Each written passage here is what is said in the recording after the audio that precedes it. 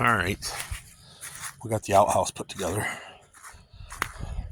That's what she's looking like. Just bought a couple of cheap boards at Menards. I gotta fire a few more screws in there, but this door was like, the bottom was pretty rotted. I'll show you here in a second. And it was twisted, so we kind of straightened it out the best we could.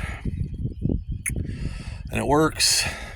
And the old-fashioned lock even kind of halfway works. But here's what I'm doing. Yard tools. I put some bricks in the bottom of this, some pavers. Excuse me, until I have a way to fasten this down. But yeah, this is a legit old-ass outhouse. I took the seat out and all the stuff for taking a crap. See, we put this piece of wood in here to kind of, you can see how it was in the weather and it was twisted up, but I didn't want to block that moon because that's pretty cool.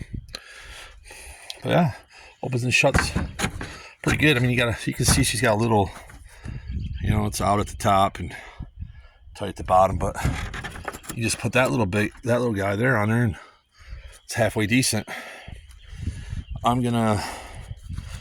The weather's still kind of weird, so what I'm going to do is probably wait a little bit, give this a power wash. I got a piece of metal roofing left over from that garage. I'm going to put on this, paint this white. I think it'll be pretty slick. And my son poured that little concrete down there.